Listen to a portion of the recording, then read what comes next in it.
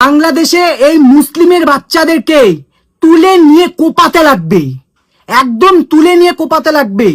বাংলাদেশে এক হুজুর এবং মোল্লারা সবাই মিলে তোমার মসজিদের জন্য মনে হয় চাঁদা নিতে গেছিল বা কিছুর জন্য একটা চাঁদা নিতে গেছিল হিন্দুদের বাড়িতে।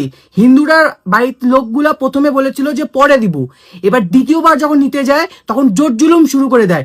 তার ফলে মারপিট হাতাহাতি শুরু হয়ে যায় এবং এখানে একজনকে হত্যা করে মারে ফেলে দেয়। ভিডিওটা আগে দেখো, তারপর রিপ্লাই দিচ্ছি এটার।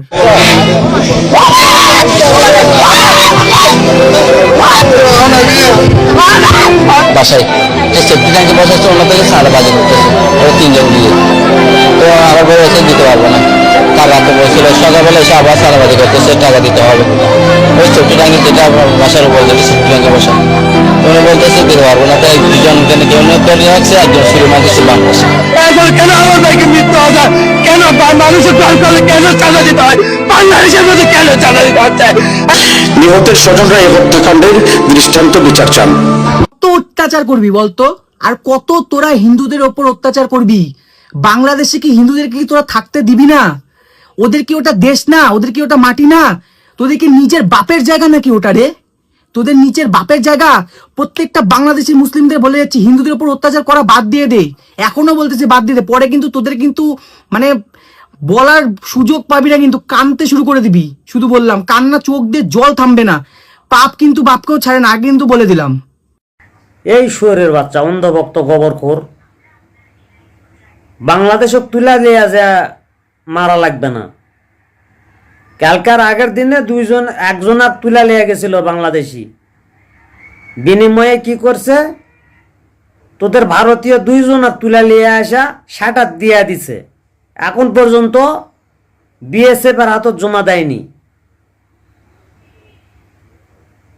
বাংলাদেশ আর সেই 17 বছরের দেশ নেই, ঠিক আছে? আর তুই যে বললি যে আসলে মসজিদের চাঁদা আদায়ের জন্যে টাকা আদায় করবে যে খুন হয়েছে, বিষয়টা সম্পূর্ণ মিথ্যা, ঠিক আছে?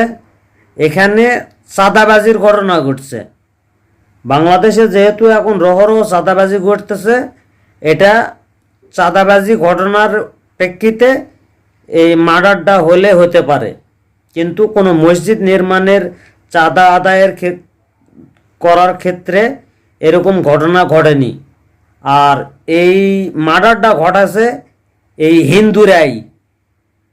মসজিদ ভাঙছে, মাদ্রাসা ভাঙছে ওই হিন্দুরাই, আবার সেই লোকটা মার্ডার করছে এই হিন্দুরাই। করার পরে মুসলমানদের উপর দোষ চাপাইছে। শহরের বাচ্চা, সঠিক তথ্য প্রচার করবি, ভাবিস না যে মুখ দিয়া যা করবি সেটাই মানুষ বিশ্বাস করবে। সঠিক তথ্য আমাকে কাছেও থাকে, আমরাও সঠিক তথ্য সংগ্রহ করাই বোঝা থাকি। মুখ দিয়া যা বলবি সেটাই যে মানুষ বিশ্বাস করবে বিষয়টা এমন না, আমরাও সঠিক তথ্য সংগ্রহ করাই বসে থাকি। এই মার্ডারটা হচ্ছে চাঁদাবাজির ক্ষেত্রে, তবে মসজিদ নির্মাণের চাঁদার ক্ষেত্রে লয়। আর এই মার্ডারটা করছে তোদের হিন্দু সমাজের লোকই। মসজিদ ভাঙছে, মাদ্রাসাও ভাঙছে তোদের হিন্দু সমাজের লোক। ভাঙ্গা মুসলমানের দোষ দিছে। তথ্য যখন প্রচার করবি সঠিক তথ্য প্রচার করবি, না হলে গোবরানা কোন করে খাবি।